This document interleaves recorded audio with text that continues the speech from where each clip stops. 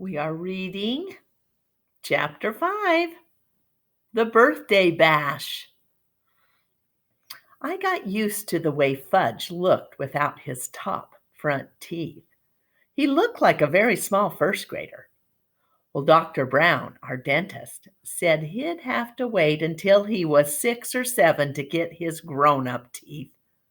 I started calling him Fang because when he smiles, all you can see are the top 2 side teeth next to the big space.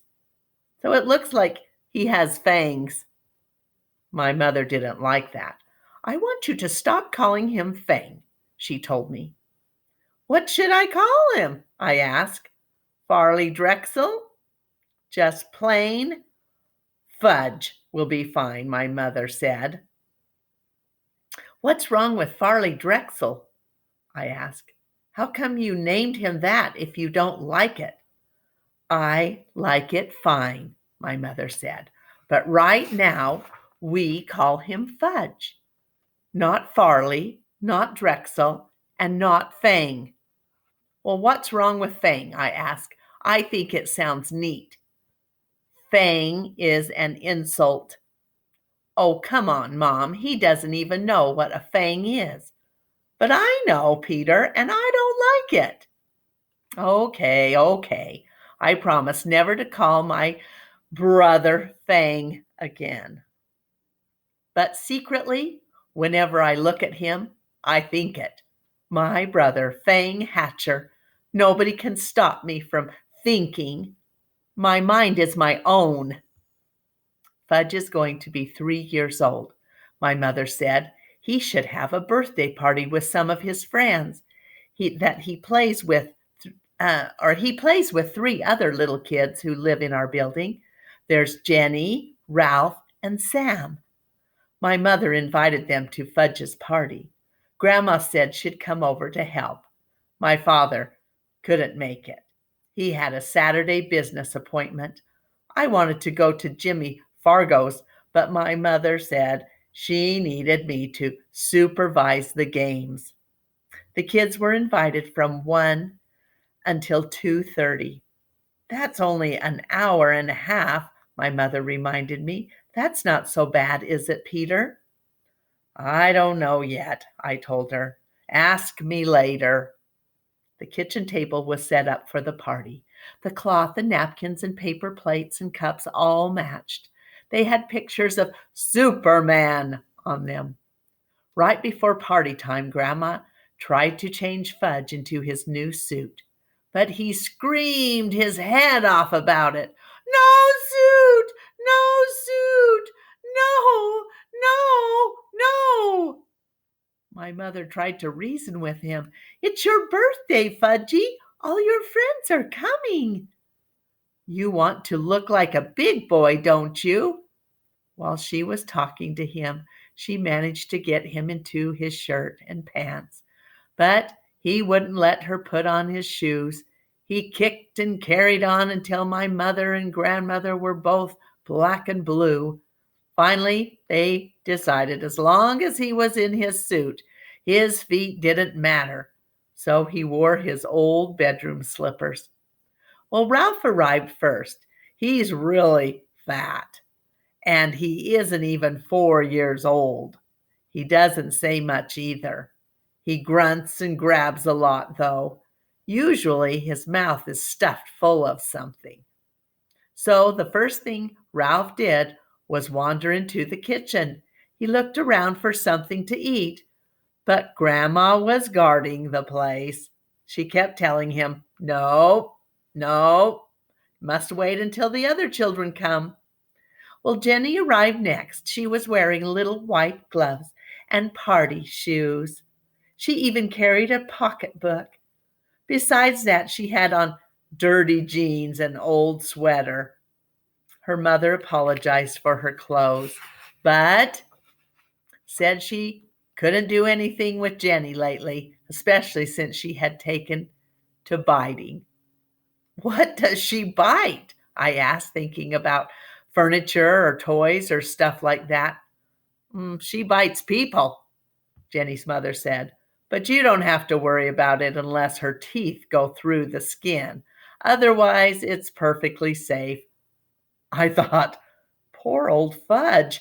He can't even bite back since he hasn't got any top front teeth.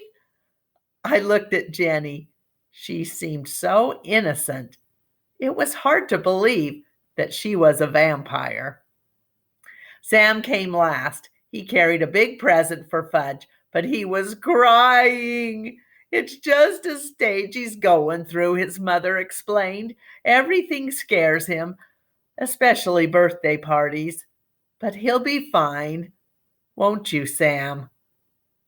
Sam grabbed onto his mother's leg and screamed, "Take me home! Take me home!" Somehow Sam's mother untangled herself from Sam's grip and she left.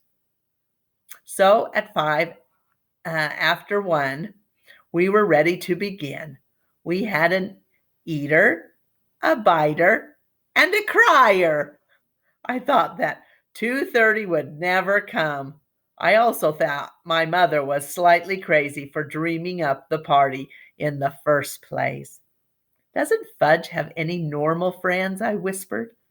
"There's nothing wrong with Fudgy's friends," my mother whispered back. "All small children are like that." Grandma got them seated around the kitchen table. She put a party hat on each kid's head. Sam screamed, "Get it off! Get it off!" But the others wore their hats and didn't complain. My mother snapped a picture of them with her new camera.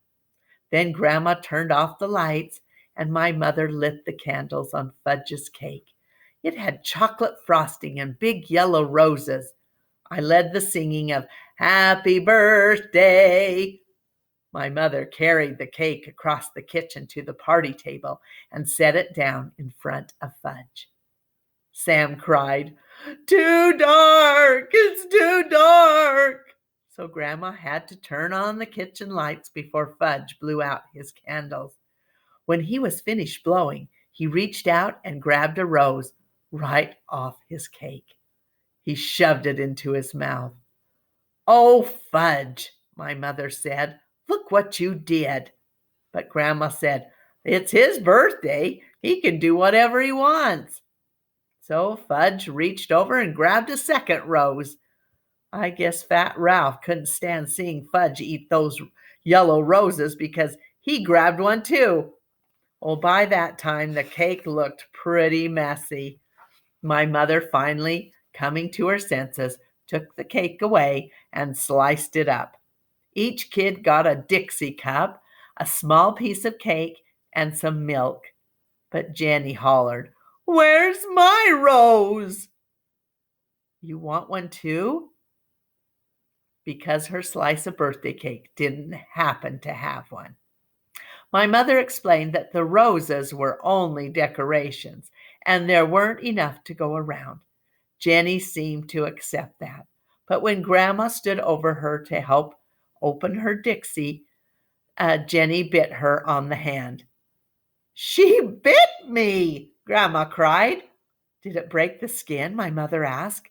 "No, I don't think so," Grandma said, checking. "Good, then it's nothing to worry about," my mother told her. Grandma went into the bathroom to put some medicine on it anyway. She wasn't taking any chances. Ralph was the first one to finish his food. "More, more, more," he sang, holding up his empty plate. "I don't think you should give him any more," I whispered to my mother. "Look how fat he is." "Oh, Peter, this is a party. Let him eat whatever he wants." "Okay," I said. "Why should I care how fat he gets?" My mother served Ralph a second piece of cake. He threw up right after he finished it. Me and Grandma took the kids into the living room while my mother cleaned up the mess. Grandma told Fudge he could open his presents while his friends watched. Jenny brought him a musical Jack in the Box. When you turn the handle around, it plays "Pop Goes the Weasel."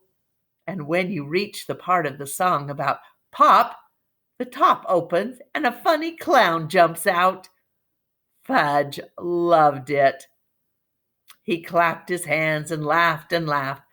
But Sam, he started to scream, "No, no more! Take it away!" He hid his face in his hands, and he wouldn't look up until Grandma promised to put the Jack-in-the-Box in another room. Well, Fudge opened Ralph's present next. It was a little wind-up car that ran all over the floor. I kind of like it myself. And so did Ralph, because he grabbed it away from Fudge and said, "Mine!" "No," Fudge shouted, "mine!" When my mother heard the racket, she ran in from the kitchen. She explained to Ralph that he had brought the car to Fudge because it was his birthday. But Ralph, he wouldn't listen. I guess my mother was afraid he might throw up again, and this time on the living room rug. So she begged Fudge to let Ralph play with the car for a few minutes. But Ralph kept screaming it was his car, so Fudge started to cry. Finally, my mother took the car away and said, "Let's see what Sam brought you." Fudge liked that idea. He forgot about the little car as he ripped the paper and ribbon off Sam's package. It turned out to be a big picture dictionary, the same kind the Yarbys brought me a couple of months ago. Oh, Fudge got mad when he saw it. "No!" he yelled. "No more book!" And he threw it across the room. "Fudge, that's terrible," my mother said. "You mustn't do that to the nice book." "No book," Fudge said. Sam cried. "He doesn't like it. He doesn't like my present. I want to go home. I want to go home." Well, Grandma tried to comfort Sam while my mother picked up the book. She gathered the wrapping paper and the ribbons and cards together. Fudge didn't even look at any of the birthday cards. "Oh, well, he can't read, so I guess it doesn't matter any difference." "Peter," my mother said, "let's start the games. Now, quick." So I checked the time. I hoped the party was almost over. But no, it was only 1:30. Still an hour to go. I went into my room where I had blown up a lot of balloons. My mother had the party book, and it says 3-year-olds like to dance around with balloons.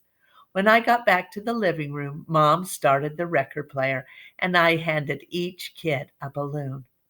But they just stood there looking at me. I thought, either the guy who wrote that party book is crazy, or I am. "Show them how, Peter," my mother said. "Take a balloon and demonstrate." I felt like one of the world's great living fools dancing around with a balloon. But it worked. As soon as the kids saw me doing it, they started dancing too. And the more they danced, the more they liked it, until Jenny's balloon popped. That nearly scared Sam right out of his mind. He started yelling and crying. Fortunately, I had blown up 24 balloons. I was hoping they'd dance around the rest of the afternoon. Fudge got the idea of jumping up and down on the furniture. The others liked that too, so instead of dancing with their balloons, that's what they did, and soon they were running from room to room, yelling and laughing and having a great time. Then the doorbell rang. It was Mrs. Rudder. She lives in the apartment right under us. She wanted to know what was going on. She said it sounded like her ceiling was about to crash in on her any second. My mother explained that Fudge was having a little birthday party, and wouldn't she like to stay for a piece of cake? Sometimes my mother is really clever. So Grandma entertained Mrs. Rudder in the kitchen while Fudge and his buddies jumped up and down on his new bed. It was delivered this morning. Fudge hasn't even slept in it yet. So naturally, when my mother found out what they were up to, she was mad. "Stop it right now," she said. "New bed, big boy," Fudge told her. Was he proud? You won't have a new big boy bed for long if you don't stop jumping on it, my mother told him. I know. Let's all sit down on the floor and hear a nice story. My mother selected a picture book from Fudge's bookshelf. I heard that one, Jenny said when she saw the cover. All right, my mother told her. Let's hear this one. She held up another book. I heard that one too, Jenny said. I think my mother was starting to lose her patience, but she chose a third book and said, Well, we'll all enjoy this one, even if we know it by heart. And if we do know it by heart, well, we can say it together. That's just what Jenny did. And when my mother skipped a page by mistake, Jenny was right there to remind her. If you ask me, my mother felt like biting Jenny by that time. When the story was over, it was 2 o'clock and Ralph was sound asleep on the floor. My mother told me to put him up on Fudge's new bed while she took the rest of the children back to the living room. Well, I tried and tried. I couldn't lift Ralph. He must weigh a ton. So I left him sleeping on Fudge's floor and closed the door so he wouldn't hear any noise. On my way back to the living room, I wished the others would fall asleep too. Peter, my mother suggested, why don't you show them Dribble? Mom, Dribble's my pet. You don't go around using a pet to entertain a bunch of little kids. Didn't my mother know that? Please, Peter, my mother said. We've still got half an hour left, and I don't know what to do with him anymore. Dribble, Fudge hollered. Dribble, dribble, dribble. I guess Sam and Jenny liked the way that sounded because they started to shout, Dribble, dribble, dribble, even though they didn't know what they were talking about. Oh, all right, I said. I'll show you Dribble, but you've got to promise to be very quiet.